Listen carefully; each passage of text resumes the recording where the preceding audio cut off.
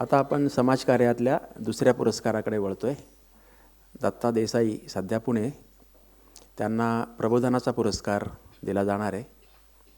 मागील जवळपास 4 दशक किंवा त्याहून अधिक काळ ते सामाजिक जीवनात कार्यरत आहेत. त्यांच्या मनोगतातून आपल्याला त्यांना समजून घेता येईल.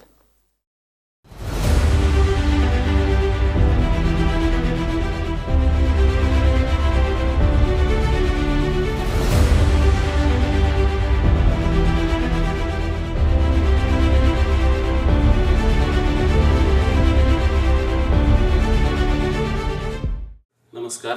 सर्वप्रथम महाराष्ट्र फाउंडेशनचे मनापासून आभार. सर्व पुरस्कारार्थींचे मनापासून अभिनंदन. हा पुरस्कार खरोखरी म्हणजे माझ्या एकट्याचा नाही, अनेक संस्था संघटना महाराष्ट्रातल्या आणि भारतातल्या ज्यांच्याबरोबर मी काम केलं आहे, अनेक मंच, नवसाक्षर आणि बचत गटातल्या महिलांपासून ते विद्यापीठातल्या विचारवंतांपर्यंत असं जे मी सतत काम करत आलो, समृद्ध होत आलो, त्या सगळ्यांच्या कडून शिकत असताना, काम करत असतानाचा हा पुरस्कार आहे. या पुरस्कारामध्ये माझी सहचारिणी विनया मालतीहारी हिचा फार मोठा वाटा आहे. आर्थिक भार, संसार सगळं सांभाळून आणि बहुतांश काळ पूर्णवेळ कार्यकर्ते म्हणून काम करत असताना तिनं मला नुसता पाठिंबाच दिला असं नाही, तर नीट रस्त्यावर राहावं आणि योग्य कामं माझ्या हातून जास्तीत जास्त व्हावीत याच्यासाठीही ती मागं लागत आलेली आहे. आमची मुलगी नुपूर हिनं लहानपणापासून आम्हाला दोघांना पूर्ण वेळ काम करण्यासाठी जे सहकार्य केलं त्याचाही फार मोठा वाटा आहे. आणि त्यामुळं हा पुरस्कार अशा सगळ्यांचा असल्यामुळं या पुरस्काराची रक्कम आम्ही सामाजिक कार्यकर्ते आणि प्रबोधनाच्या कामासाठी वेगळी काढून ठेवणार आहोत. मी साधारणपणाने शाळेपासून खूप वाचणारा, त्याच्यानंतर अनेक सिनेमे बघणं, महाविद्यालयातले मित्रांबरोबर गिरीभ्रमण करणं आणि काही उपक्रम करणं, प्यासासारखा सिनेमा, अनेक कादंबऱ्या यांनी मला अस्वस्थ केलं. 1972च्या दुष्काळात मी माझ्या गावी गेलेलो होतो, त्यामुळं दुष्काळ काय असतो हेही मला बघायला मिळालं. आणि मग नंतरचा माझा जो प्रवास आहे तो आणीबाणीपासूनचा सुरू होतो. आणीबाणीमध्ये एकूणच निर्माण झालेली परिस्थिती आणि जयप्रकाश नारायणांचं संपूर्ण क्रांतींचं स्वप्न या सगळ्याचा माझ्यावर प्रभाव पडला. 77-78 पासून मी मार्क्स विचाराकडे वळलो आणि त्याच्यानंतर 18व्याला मला असं वाटलं की आपण स्वावलंबी झालं पाहिजे. 18 पूर्ण झालं. 18 ते 27 मी 3 नोकऱ्या केल्या टेलिफोनमध्ये आणि बँकांमध्ये, आणि 27व्या वर्षी म्हणजे 83 पासून मी पूर्ण वेळ सामाजिक कार्यामध्ये पडलो.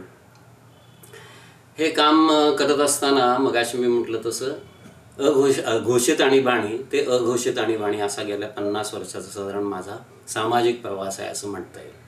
या काळामध्ये मी जी काही कामं करू शकलो त्या कामांमध्ये मुख्यतः सर्व प्रगतिशील संघटना, मग ते आंबेडकरवादी असतील, गांधीवादी असतील, लोकशाही समाजवादी आहेत, मार्क्सवादी आहेत, कम्युनिस्ट आहेत, वेगवेगळ्या प्रकारचे MLचे गट आहेत, अंधश्रद्धा निर्मूलन समिती आहे, भारत ज्ञान विज्ञान समुदाय ही संघटना आहे, समाज विज्ञान अकादमी जिच्यासाठी मी आयुष्यभर काम करत आलो, या सगळ्या संघटनांच्या मधून मी सातत्यानं हे काम करू शकलेलो आहे.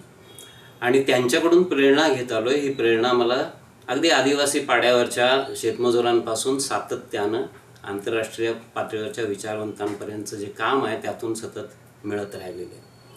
आत्ताचा जो काळ आहे आणि माझं जे काम आहे हे सगळ्या सामाजिक संदर्भात जे जोडलेलं आहे, त्याच्यामध्ये आज जो प्रश्न आहे तो अघोषित आणीबाणी ही केवळ राजकीय नाही आहे, ती एक प्रकारे सांस्कृतिक पण आहे. आणि केवळ सांस्कृतिक नाही, ती संपूर्ण राष्ट्रीय आणि जागतिक जीवनाला भिडणारी गोष्ट आहे.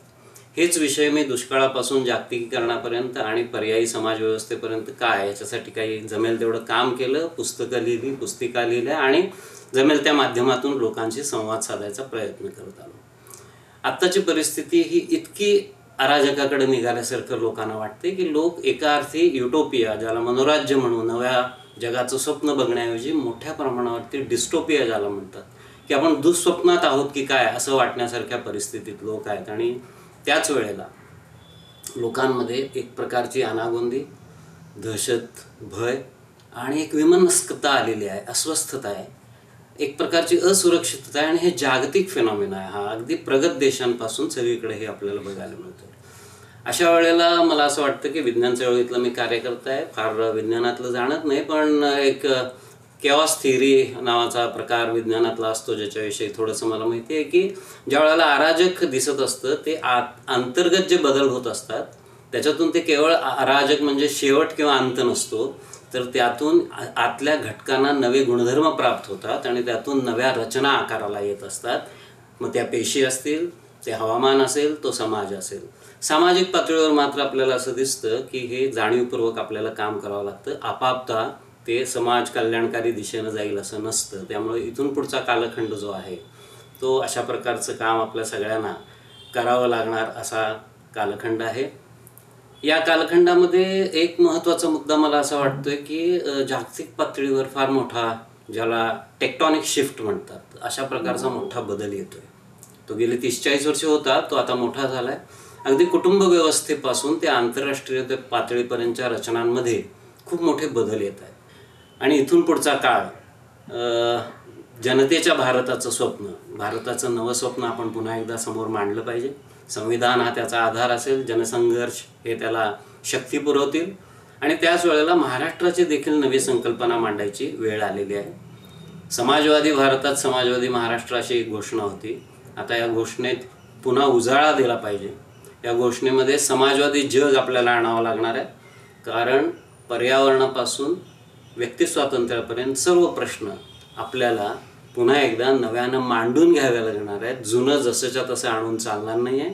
समाजवाद देखील लोकशाहीनिष्ठ आणि पर्यावरणवर्धक असा असावा लागणार आहे. आणि मला असं वाटतं की आपल्या सर्व परंपरा, सांस्कृतिक परंपरांमधून आपण याच्यासाठी लागणारी ऊर्जा घेऊ शकतो, भविष्याकडून याच्यासाठीची ऊर्जा घेऊ शकतो आणि त्यातून आपल्याला चाकोरी नव्हे तर बंडखोरी आणि प्रवाहपतिता नव्हे तर पर्यावरणशीलता या दिशेने जायला नक्की बळ मिळेल. आणि याच्यामध्ये आपण सर्वजण आहात. याच्याचसाठी पुढचे मिळतील तेवढी वर्ष काम करायची माझी इच्छा आहे. महाराष्ट्र फाउंडेशननं मला आणखीन 45 वर्ष हे काम कर असं आदेश दिलेला आहे असं मी समजतो आणि आहे. या परिस्थितीमध्ये मला जगलो वाचलो तर तेवढं काम करायची इच्छा आहे. धन्यवाद. दत्ता देसाई यांना 45 वर्ष आणखी काम करायचं आहे, त्यामुळे विनयाताई आणि त्यांचे मित्र सहकारी त्यांनी पुरस्कार घ्यायला वर यावं.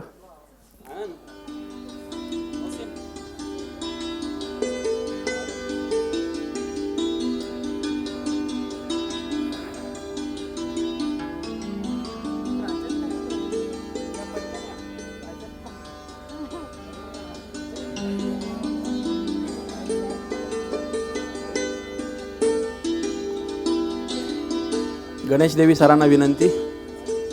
दत्ता देसाई यांना प्रबोधनासाठी समाजकार्य पुरस्कार प्रदान करावा. 50,000 रुपये आणि स्मृतिचिन्ह असं याही पुरस्काराचं स्वरूप आहे.